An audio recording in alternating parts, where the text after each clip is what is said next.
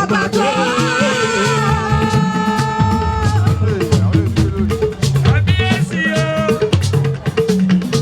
Ọba ìjìnìà wọn mọ́jú sí Ijebu Isiwo JP.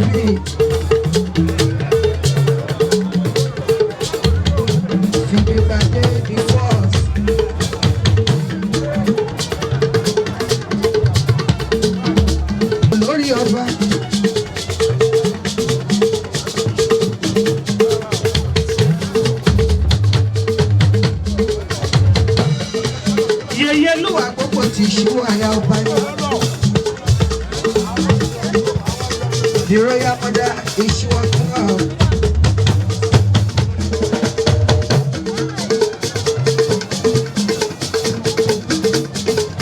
Kábíyèsí bàbá Adéyínká bàbá Olúwa bàbá Olúwa.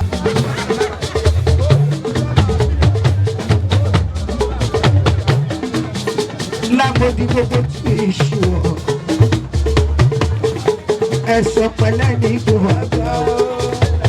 ẹlẹ́pẹ̀lẹ́ ní ìgbò kí lè ń fọ́ba pé ọba ọba láṣẹ ọba.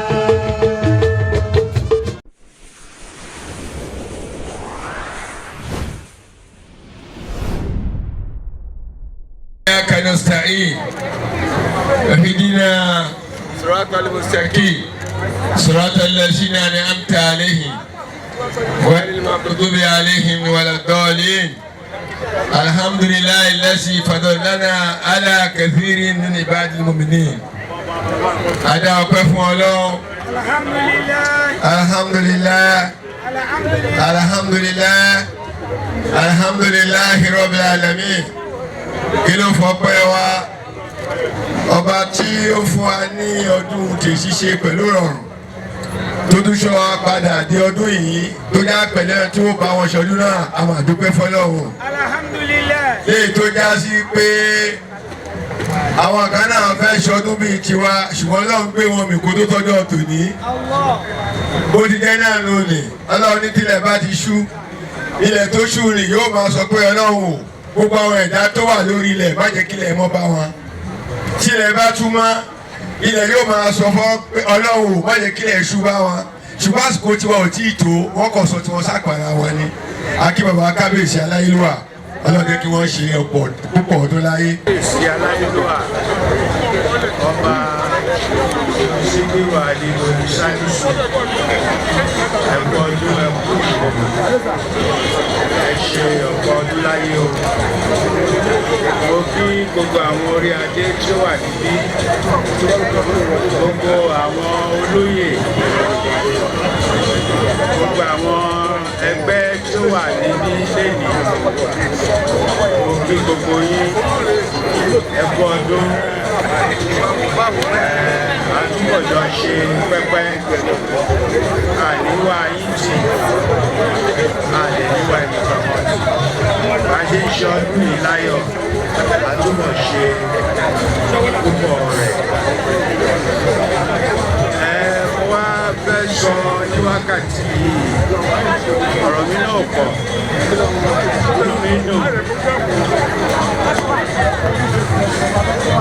For the honor tí kábíyèsí fún mi láti ṣe guest of honor lẹ́nu.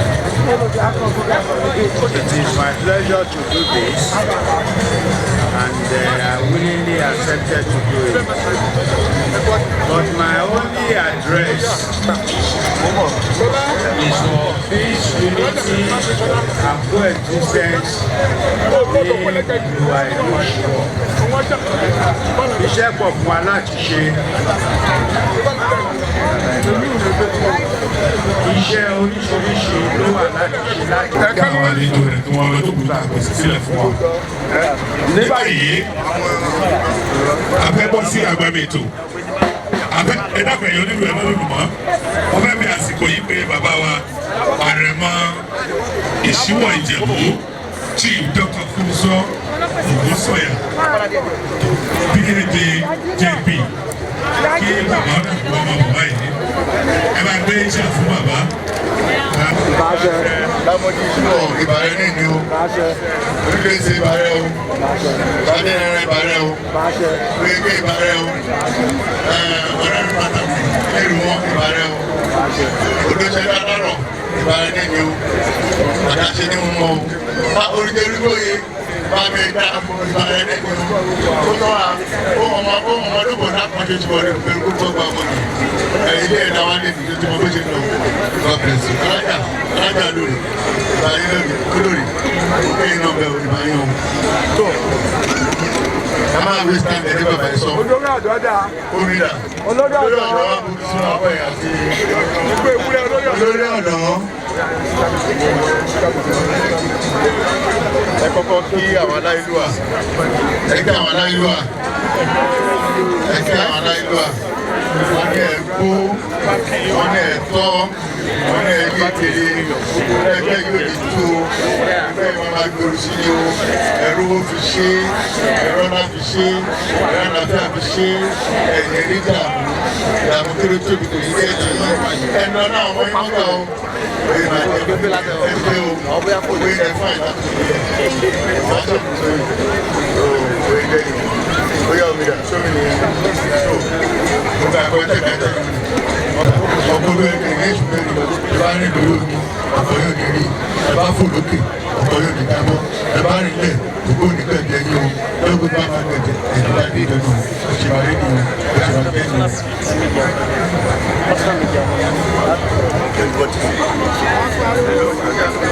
Ẹgbẹ́ fún kábíyèsí náà lọ bómi ẹ̀ sí dáadáa kó pọ̀ kí wọ́n lè fẹ́ lókun. Ó yá mú díẹ̀. Tó bá máa gbogbo àwọn tó tó fẹ́ mi. Àwọn gbọ́dọ̀ rẹ̀ fẹ́ tó bá.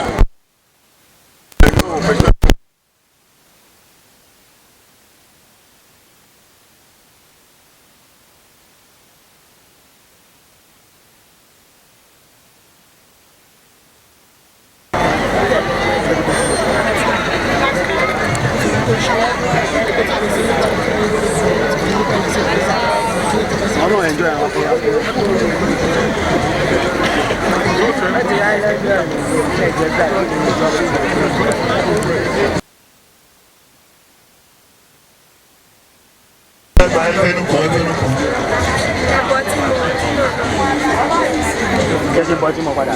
Àbá òrìṣẹ́ irúgbó yìí kò sí ló ṣe lọ. Kẹsàrẹ́ dànù kẹsàrẹ́ mú. Adùnfin láàárọ̀, adùnfin lọ́sàn-án, adùnfin lọ́jọ́.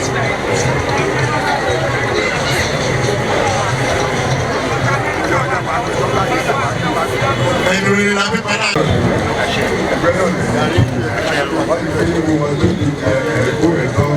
Gbogbo ìṣe àtúnṣe máa rà jù. Ẹ̀yọ̀ yóò ní dùn. Ẹ máa rẹ̀ máa bọ̀. Gbogbo ẹ̀kọ́ rẹ̀ àti fèsì, gbogbo ẹ̀kọ́ rẹ̀ fèsì.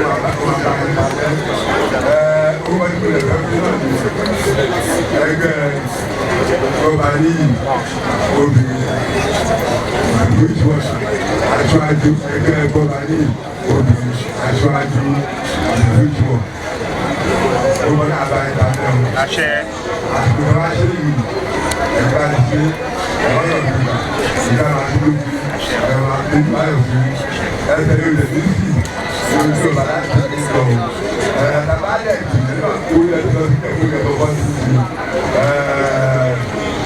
ìyá sẹ́yìn ọba ìṣúwọ̀ owó ọ̀pá ẹ̀ a máa gbèrú ó bẹ̀rẹ̀ láti ṣe ẹ̀sọ́ máa ń kú lọ́kìlì abẹ́rẹ́ ojú olóṣù ìfà ìjẹ́ láti bẹ̀rẹ̀ olóṣù mẹ́ta ìgbésẹ̀ ìgbésẹ̀ tó ìfà wọlé pé ọ̀hún ìbẹ̀rẹ̀ ẹ̀dá yóò sí náà ìbọn náà olóyè tó ṣe láti ọ̀run olóyè àti olóyè ilé ọba ká ìmọ̀ àkọ́kọ́ àbẹ̀rẹ̀ tó a máa fi pẹ́ ọ kábíyèsí ọ akíládéládé o akílóyè lóye ẹ ṣe tẹ gbà wá lọ́yẹ̀ lọ́wọ́ lẹ́sẹ̀ o ẹ ṣeun first project wa as Gbọ́baníyì obìnrin òun ni a fẹ́ gbé àwọn dentist wa ní June 28 àwọn tẹ́yìn bá ń dà láàmú kí wọ́n wá first project wa ni as Gbọ́baníyì obìnrin aṣíwájú ẹ ṣeun sá ẹ ṣeun àtẹ̀wọ́.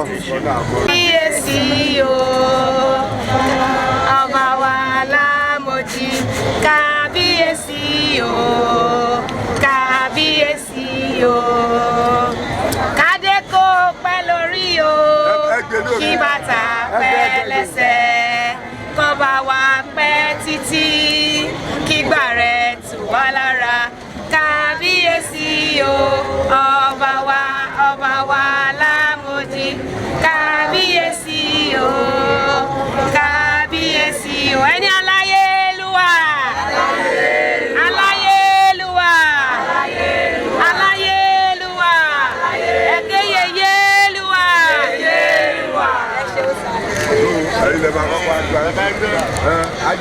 àjẹbí ọ̀yọ́.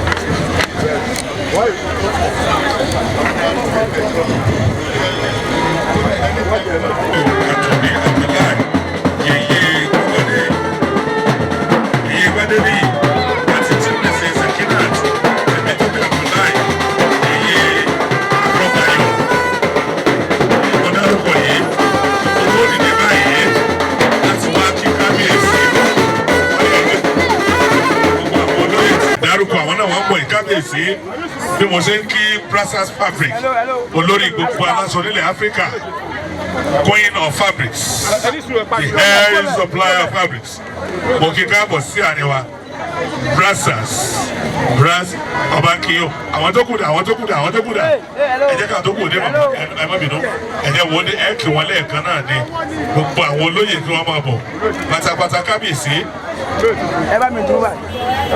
àwọn náà ní. ẹ jẹ́ gbogbo àwọn olóyè. ẹ bá wọn bá ní ìfọ̀ ẹ bá wọn gbé báyìí.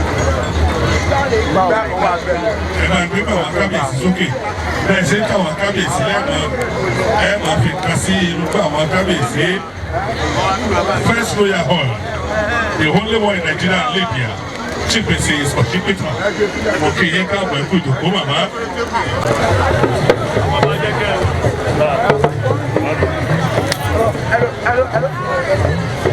Adúpẹ́ olúwa káfàtà mo kì í ẹ̀kọ́ àfọwọ́ ni ẹ ṣe wọ́n rà fàtà fún wa fún wa náà àwọn ìnáwó forget nínú àyè kábíyèsí.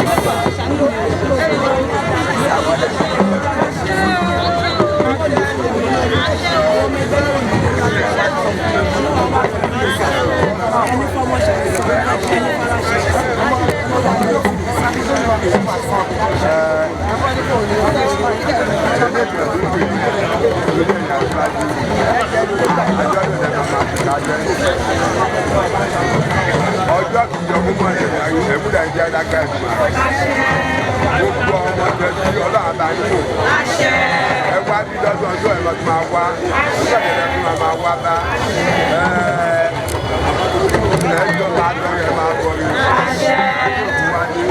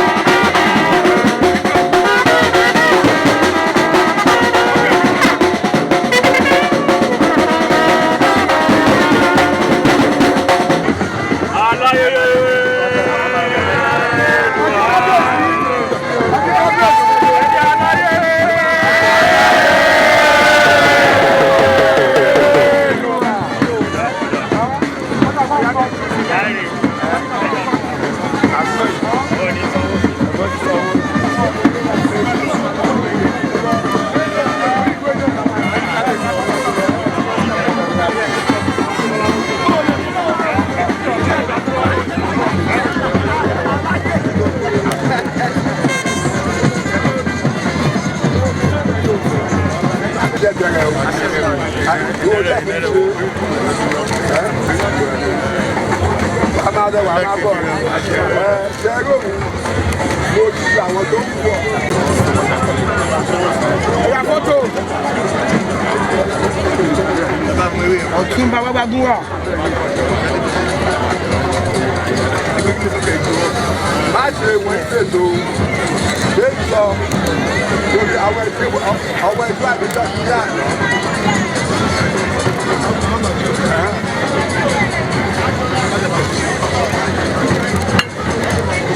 Gua. Oya.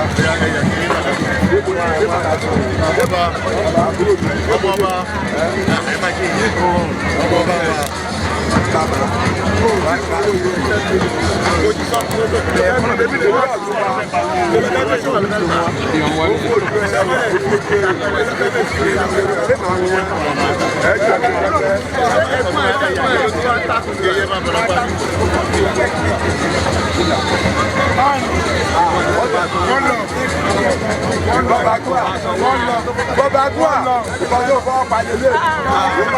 Kí ló wọ́n dé bẹ̀rẹ̀? Kí ló wọ́n máa sọ owó rẹ̀?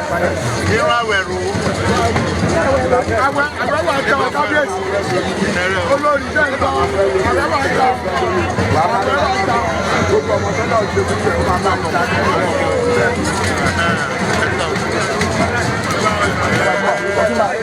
Ọtúnba gúà.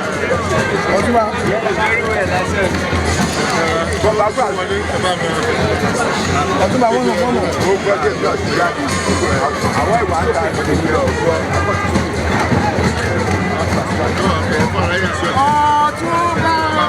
Ọtúnba. Ọtúnba gúà pẹ́.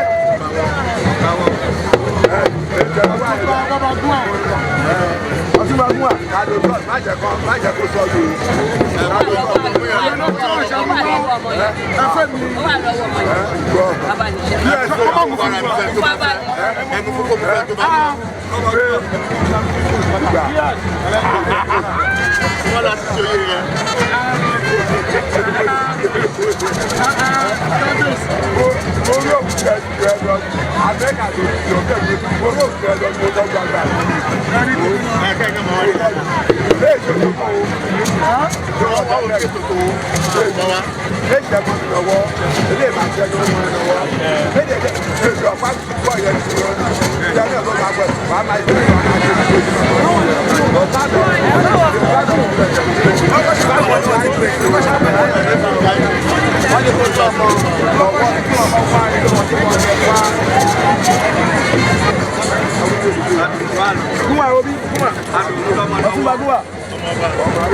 Thank you, sir. You come. Yes, sir.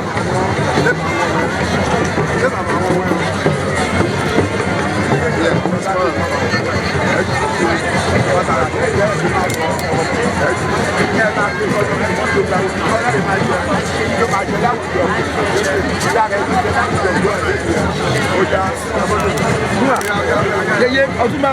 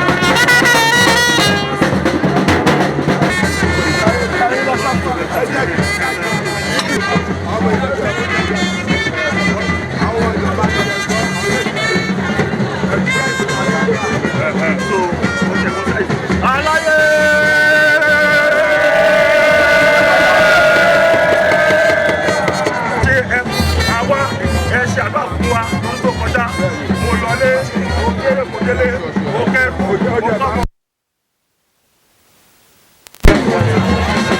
ìwòye mi. ṣùgbọ́n mèremère. bábí sàmì ẹ̀. lágbára ọlọ́run ara yá máa yá o ara yá máa lé o wọn ò ní pè wá pé ẹ sáré wá jẹ ti gbóògùn bàbá láti jọ ọjọ́ yìí nǹkan tó dùn làwọn máa gbọ́ láti lè yí.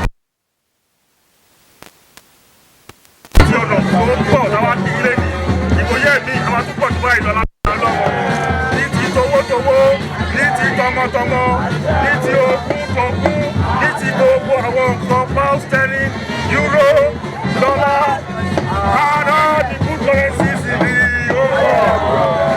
aláìlúwà ẹ ṣe wá dúpẹ́ o ẹ kó wá jẹpẹ́ o ẹ kó wá jẹpẹ́ o. gbogbo wọn jẹ sọ ara rọ mọ. àṣẹ. ọkẹ́ tẹ̀sí rẹ́jọ lẹ́yìn máa tún wájú. àṣẹ. ọmọ àyíjú ní ọjọ́.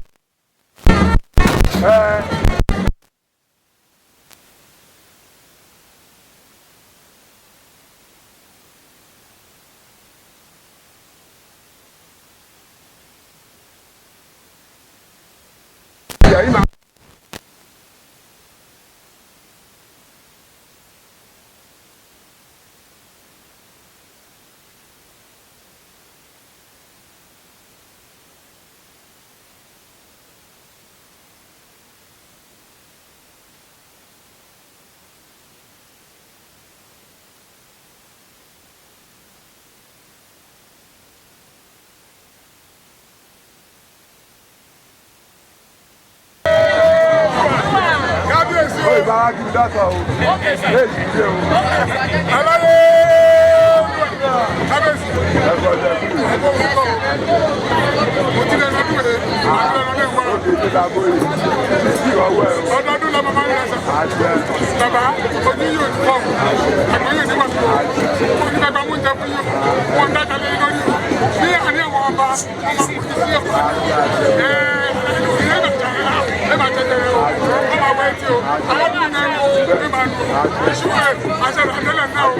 wọ́n lè máa ń lọ lọ́wọ́ ìdíkà kábíyèsí ìwé akẹ́kọ̀ọ́ ìwé akọ́tẹ̀rẹ̀ àwọn akọ́tẹ̀rẹ̀ èmi ó lọ́mọ lámòdì àkàtàkìtì mo kí ẹ̀mọ́tẹ̀ ìmọ̀tẹ̀ wọ́n lè máa jẹ́ ìnìyẹn láyé mọ́ bọ́ bá kú lọ́mọ ìgbẹ́ láti gbẹ́gbẹ́ lọ́mọ àgbẹ́gbẹ́ tó rẹ̀ ó lè gbẹ́ lẹ́nu kan fún aláìsàn ó jọ ilé. Gbogbo àdúrà tó jẹ àárọ̀ lọ́kẹ̀ wà náà sí. Kébẹ̀ ìdílé àìsàn ọ̀gá tó àwọn ọ̀dọ̀ tó gbà gbà àjẹsí àmọ́tò ìjọsílẹ̀ àlọ́ àtẹ̀tẹ̀ lọ sí èkó tó máa ń lọ fún àìsàn. Lọ́dún sáré ìdòwò ẹ̀jọ̀ ya ṣé wàá máa jẹ wàá máa gbé jáde tó jẹ mọ́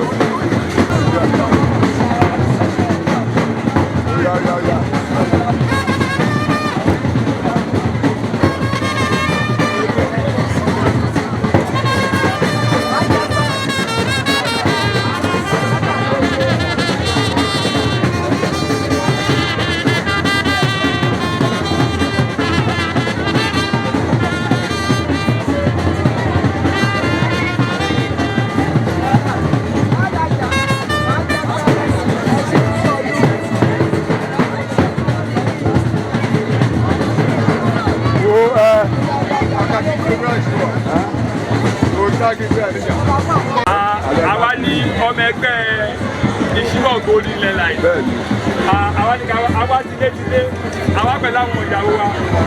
Ṣé nítorí kábíyèsí lọ́dún kábíyèsí ẹ rí àwọn dàmáàkì tó wà lọ́rùn wa yìí. Ṣé kábíyèsí ẹ bá wo lóko tó wà bẹ́ẹ̀ yìí? Ẹ tó ẹ lè rí káàkiri lóko ẹgbẹ́ ló wà bẹ́ẹ̀. Kò sẹ́kálẹ̀ pè. Thank you for being here. Please to all the young folks in the house, all those pictures of videos, all those pictures of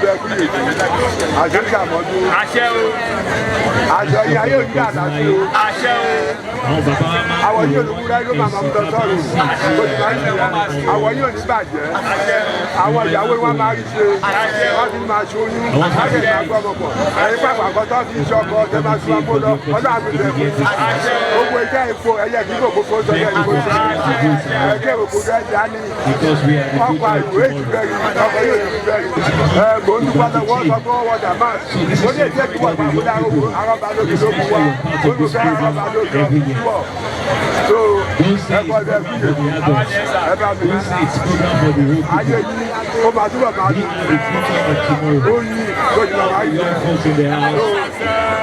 àwọn iná àti òkú náà ti lè òyìnbó bá dára òtútúwọ́ àyè bọ́ba dára òtútúwọ́ so in case you're wondering what is going on, ẹ̀kọ́ ẹ̀ fi families are being organized to the Kabiyesi His Royal Highness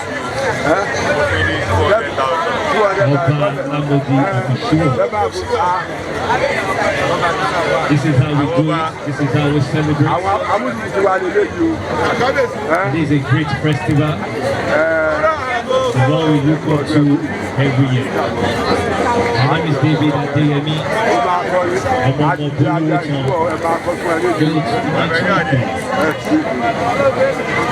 Ọmọ Ìṣíwọ̀ lèmi náà ní ìjọba. Ọmọ Ìṣíwọ̀ original. And I talk for a living, this is what I do. And it's a great honor to be here this year, celebrating with my people, my family,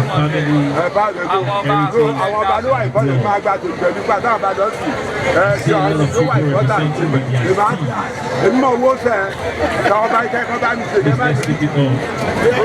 Don't give up. It can only get better. Let's stay with the great.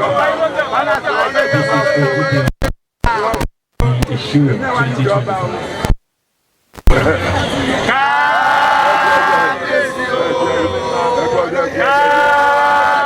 Stay with the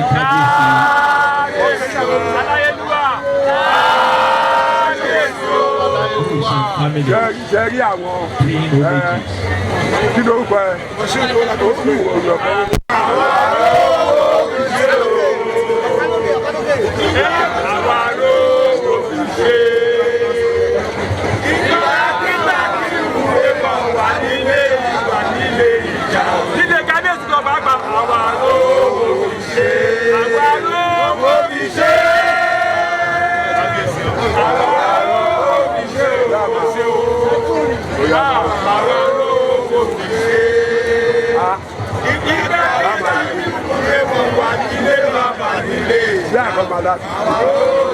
Àwọn èmi jágbe nínú ilé iṣẹ́ díẹ̀ díẹ̀. Kábíyèsí. Ẹgbẹ́ wa ní. Ẹgbẹ́ wa ní. Àwọn ẹgbẹ́ ẹ̀yà Nàìjíríà.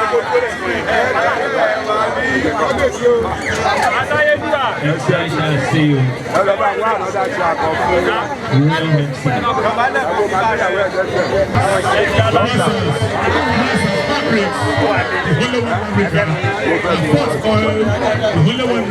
Nigeria.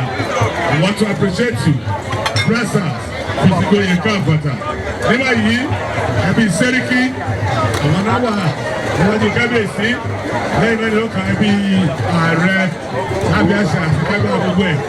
Away, young, and I'm a son. Then it's all my Ramasa, and let me know that Kitty. Ìgbòho yìí lọ́kẹ́ ìyá ọmọ tàbátàbí ọmọ rà mẹ́sàn-án gbogbo yìí lọ́kẹ́ ọmọ òbí nílò kiri ẹgbẹ́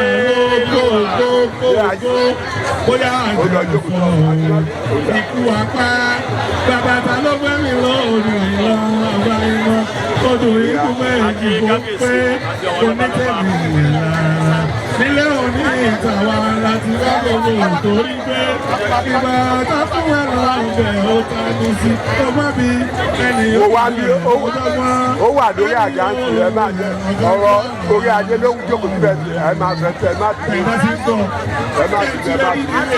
ó wà ló ọ̀yà ṣé kí màmá ṣàdúrà. Ẹ̀wọ̀jọ́ ẹ̀ fún mi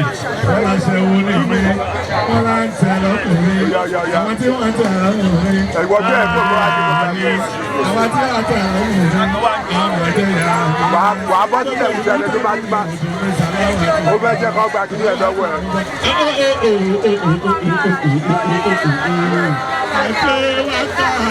Everybody wants to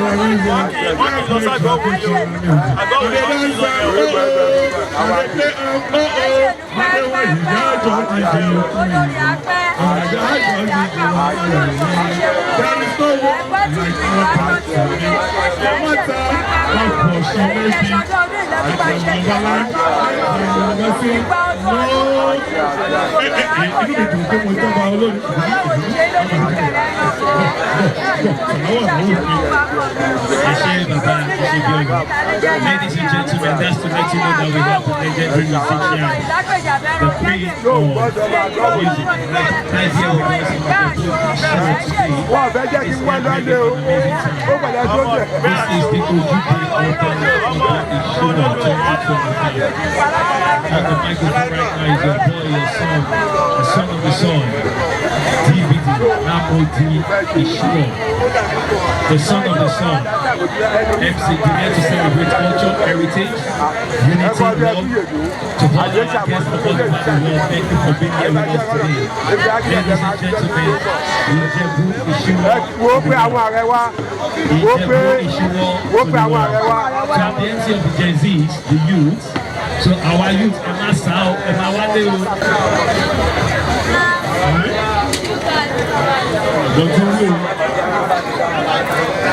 Spiritual and the God was on the answer of peace, mother, sweet mother, and that is the year when I go to the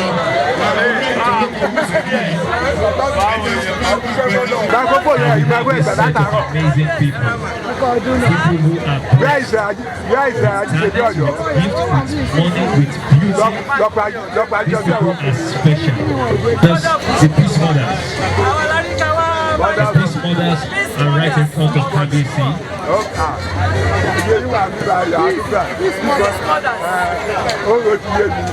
Why the RF families get ready, we apologize, we won't be able to move beyond here. The mic is a wire mic. It's just like when you change the door. There's a limit to what I can do. We want to encourage all the young people, please, next year, invite your friends. This is our program. You can hear that I'm a young man and the voice of the youth for today. This is our program, this is our own festival, this is our own, this is our heritage, this is our culture, this is our song. Wherever we go in this life, we must not forget who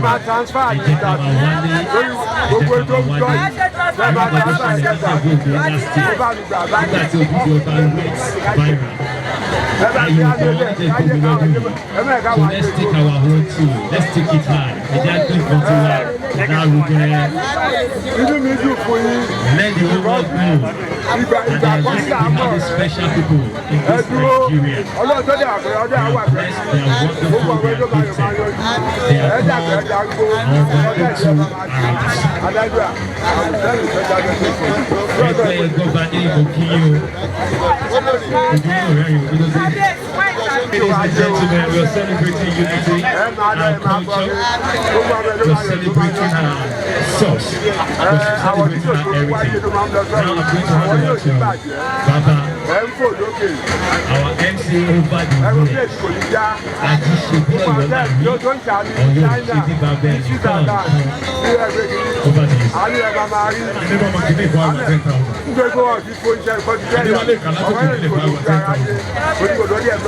So ti ya sẹ èrè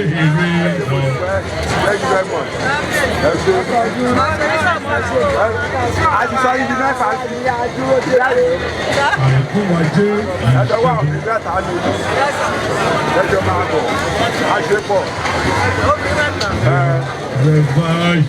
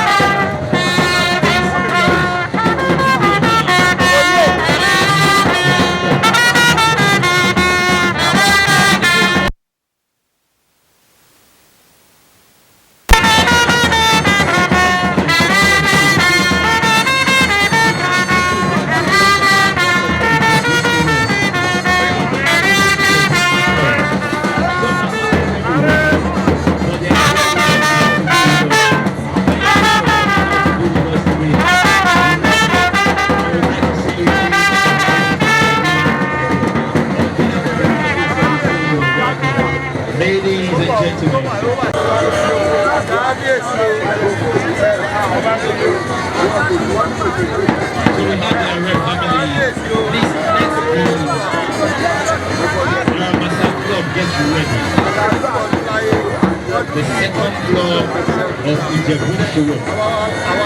This club has been since 1901.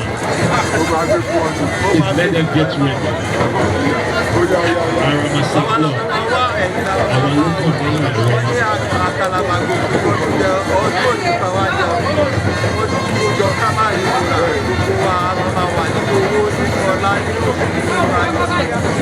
It's so great to be here today. I'm so glad to be here with you. I've never been proud to be Ojude Oba. I've never before. Aja.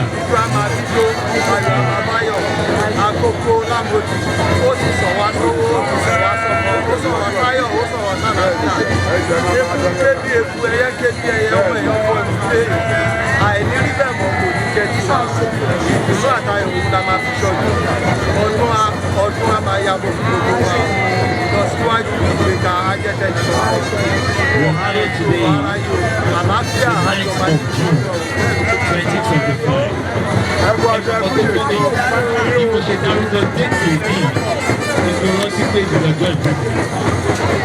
Today, very today, in me, today is my birthday. 9th of June 2025. For a 2 days in that, and for real, today is my birthday and I'm going to be celebrating my birthday here for the first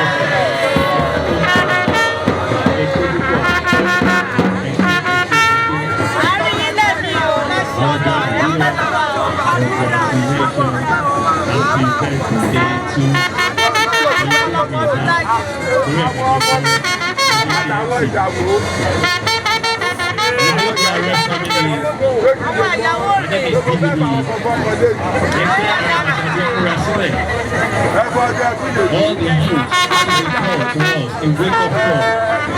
Ẹ má sọ pé Ojude Oba program àwọn ìyá ní program gbogbo wa ní. Tẹ̀bá wo mi dáadáa máa ń pè mí kékeré and a very young one and the voice of the youth.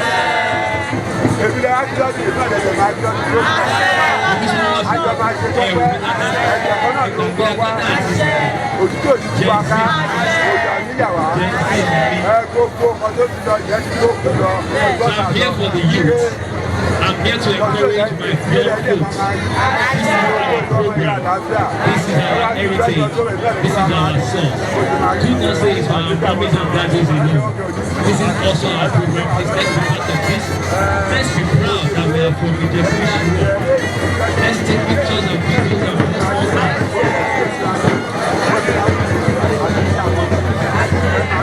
Now, after the arrest family, we are going to have their Ramasa. Then after the Ramasa,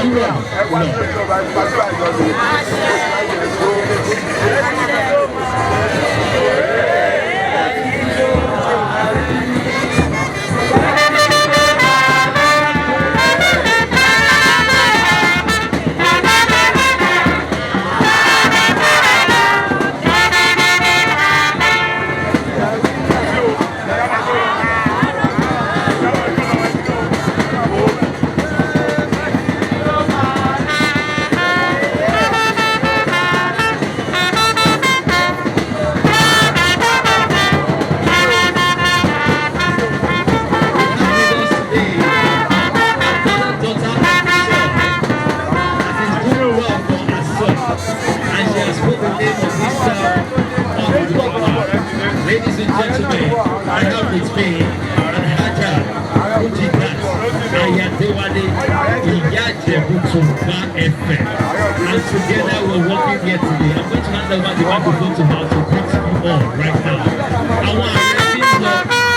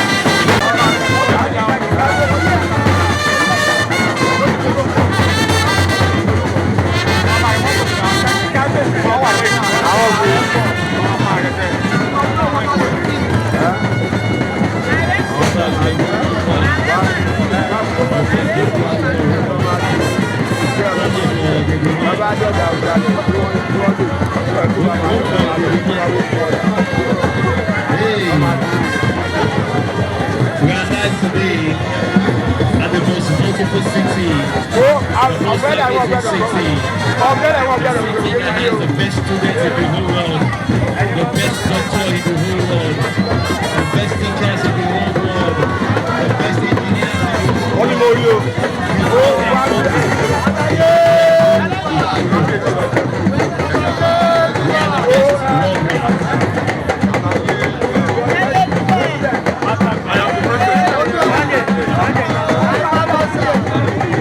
So in case you're just joining us and you're wondering what is going on,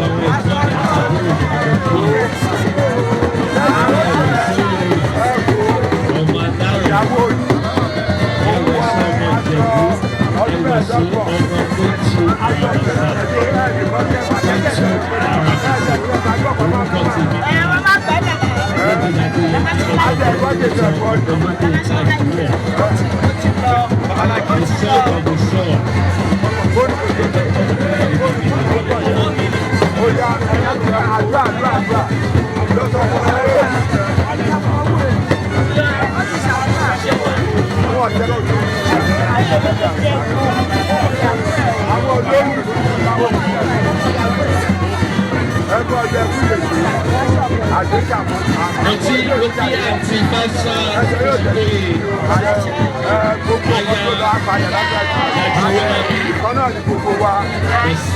Brothers, the last time we were together was at the wedding in Lekki,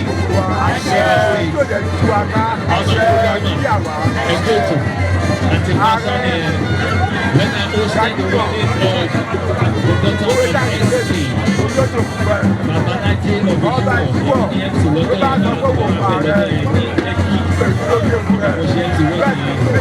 Isiwo, and that was where the connection started from.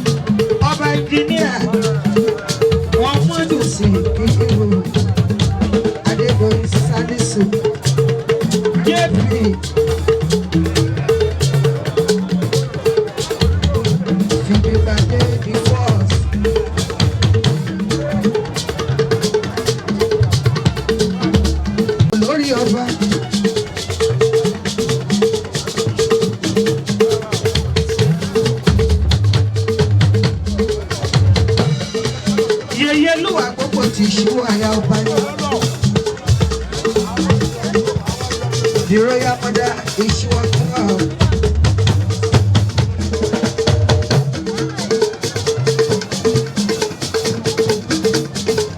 Kábíyèsí bàbá Adéyínká, bàbá Olúwa fẹ́, bàbá Olúwa.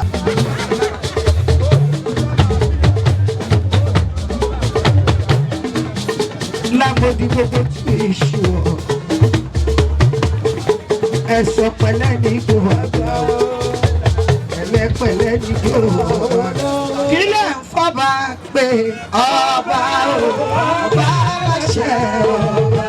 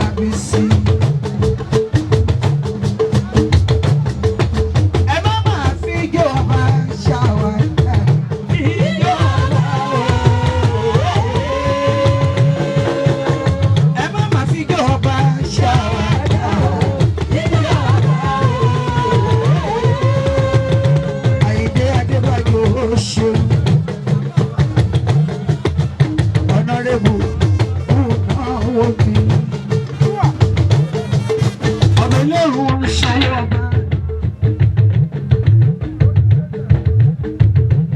Eléwu ọ̀nà ọba àbíyèsí. Lábọ́dé gbogbo ti ṣíwọ̀. Barista ń sanwó ẹnjíníà. Adébáyọ̀ ọba bàbá ẹ̀ ọba. Bàbá ẹ̀ ọba. Ilé ìrù wọn ti ìlú ẹ̀rù wọn. Lábí sí bèbí ó ṣe ó ayá bí.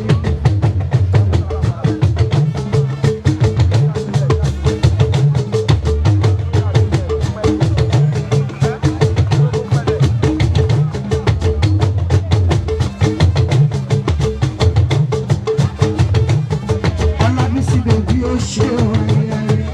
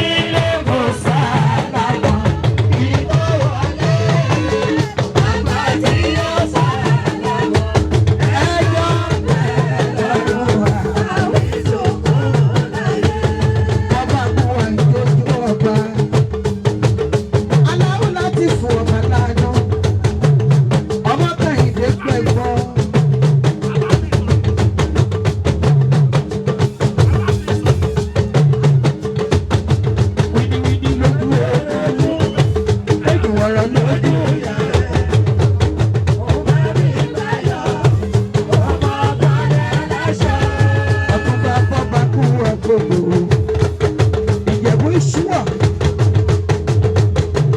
Kẹ́hìndé Aláwọ̀ Látìfù. Látìfà tó ń kọ́ àbẹ̀. Ọmọ Kẹ́hìndé gbẹ̀gbọ́n èjì rẹ̀ òyìnbá. Wíníwíní lójú orogún. Àwárí látàyè aláàlú mọ́ọ̀lẹ̀. Ọkọ̀ yèyí ọ̀dún bọ́ gbàgbọ́wà.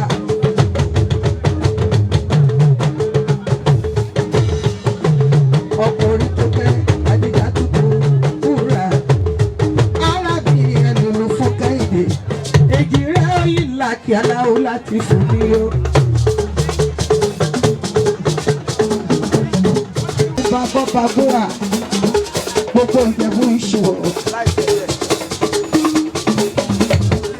Wíníwíní lójú orogún. Ìgbìmọ̀ràn lójú rẹ̀. Gbàdé Táyọ̀ ọmọ gbàdé aláṣẹ. Ọkọ̀ yèyí ọ̀tún bá bọ́ Bàbúrà.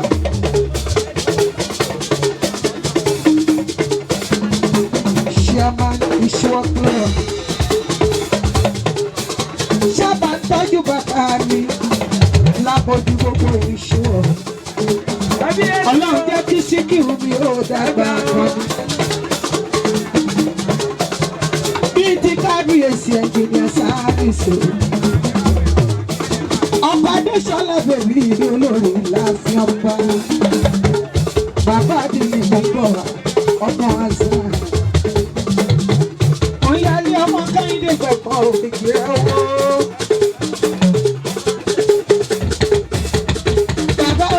tuntun congratulations. Ọba dára. Gbogbo ti ṣíwọ̀ ṣàmì.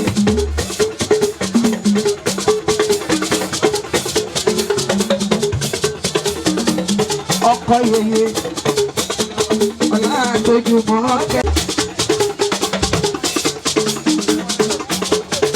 Modernizer ló bá ti jà ní ẹgbẹ́ àfẹ́. Ojú ọ̀lẹ̀ tàbí lọ́wọ́ àtọ̀ọ̀dọ̀. Àtùpà tó kúlò ojú bá ti. Àtùpà tó kúlò ojú bá ti. Ṣàmì ojú ọ̀lẹ̀.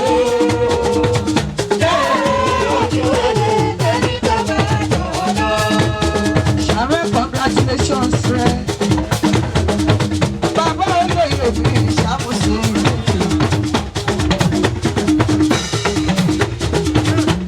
Èyí ọ̀tún máa ń sanwó ẹ̀. Ọkọ Ọlájúmọ́ kẹ́.